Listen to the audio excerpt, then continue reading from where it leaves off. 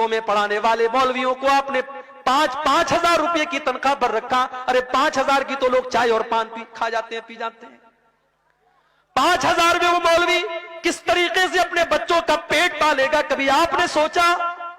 وہ بیچارہ 10 سال تک مدرسے کی پتلی دال پی کر کے اور بغیر چھلا ہوا آلو کھا کر کے اس نے مدرسے میں پڑھائی کی, لوگوں کے دروازوں پر بھکاری بن کر کے جاگیر کا کھانا اس نے کھایا, اور آج جب وہ عالم دین بن کر کے آیا, آپ نے 5,000 میں اور 7,000 میں اس کو مسجد کا امام بنایا. شرم آنی چاہیے. مسجد کے امام سے زیادہ تو محلے میں جھاڑو لگانے والے کی اور صفائی کرنے والے کی تنخواہ ہے. شرم آنی چاہیے. اور اس کے بعد اتنی پابندی ہے کہ صاحب پورا محلہ مسجد میں نظر نہ آئے. اگر امام بیچارہ کسی دن فجر میں نہیں آیا, مولوی صاحب آپ فجر میں نظر نہیں آئے, پورا ایک نمازی جب تک پوچھ نہ لے اور تحقیقات نہ کر لے تب تک مولوی کو نہیں چھوڑے گا. اس کے پاس بھی تو ضرورتیں ہو سکتی ہیں میرے بھائی. اور ایک بہت بڑا فتنہ یہ بھی ہے, آپ نے امام صاحب کے لیے کمرہ بنوایا, بڑا احسان کیا. بڑے احسان کے ساتھ لوگ کہتے ہیں ہمارے یہاں امام صاحب کے لیے کمرے کا بھی انتظام ہے. کیسا کمرہ ہے؟ چھوٹی سی کوٹری ہے. بیچارہ امام سر ایک دیوار میں اس کا ٹکرا رہا ہے تو پیر دوسری دیوار میں ٹکرا رہا ہے. اتنا بڑا کمرہ ہوتا ہے امام صاحب کا کہ وہ مرغی کا دربہ بھی اس سے بڑا ہوتا ہے. وہ بیچارہ فیملی لے کے نہیں رہ سکتا. اس کی بیوی بیچاری زندگی بھر شادی شدہ ہونے کے بعد بھی اپنے شوہر سے دور رہے. او لوگو, تم نے ان مولویوں کی زندگی کو ایسا کیوں بنا دیا؟ مدرسوں میں پڑھانے والے ٹیچروں کے لیے آپ نے فیملی کوارٹر کا انتظام کیوں نہ کیا؟ کل اگر اس مولوی کے قدم بہ کے, اس امام کے قدم بہ کے, اس خطیب کے قدم بہ کے, اس ٹیچر کے قدم بہ کے, وہ تو گنہگار ہوگا ہی ہوگا. ہم اور آپ بھی کم گنہگار نہ ہوں گے. ہم نے ان کو اپنی فیملی سے دور کر کے بہت بڑی آزمائش میں ڈالا ہے.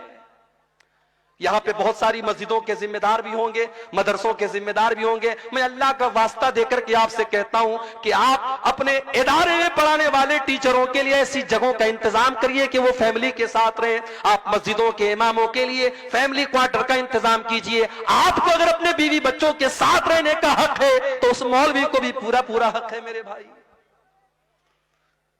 سرکاری ٹیچر مر جائے, اس کی بیوی کو سرکاری نوکری مل جاتی ہے.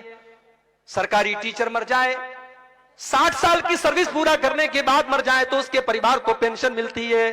ساری زندگی ممبر پر چڑھ کر کے اللہ رسول کا درس دینے والا مولوی مر جائے, اس کے کفن کا بھی کوئی انتظام کرنے والا نہیں, اس کے بچوں کی پڑھائی کی کوئی خبرگیری کرنے والا نہیں. کیا یہ درد کی بات نہیں ہے؟ کیا یہ سوچنے کی بات نہیں ہے؟ میرے بھائی, دنیا کی ہر قوم اپنے گرو کی, اپنے ٹیچر کی, اپنے استاذ کی کا سمان کرتی ہے. ہماری قوم تو سب سے زیادہ مولویوں کے اندر کیڑا نکالتی ہے. ٹھیک ہے, وہ انسان ہیں, ان کے اندر اچھے بھی لوگ ہیں, برے لوگ بھی ہیں, ان کے اندر کمیاں ہیں, کوتاہیاں ہیں, مگر یہ سوچو کہ آج کے اس دور میں وہی ہیں جو آپ کو اللہ کے بارے میں بتا رہے ہیں, رسول کے بارے میں بتا رہے ہیں, جنت کے بارے میں بتا رہے ہیں, جہنم کے بارے میں بتا رہے ہیں. اللہ کی قسم اگر یہ علماء دنیا سے چلے گئے, آپ کو کوئی کلمہ پڑھانے والا, آپ کو کوئی قرآن بتانے والا, آپ کو کوئی اللہ کے بارے میں بتانے والا نہ ملے گا. مولوی بیچارے مر جاتے ہیں, ان کے بعد ان کے بچوں, ان کے پریوار کا کیا ہوتا ہے کوئی پوچھنے والا نہیں.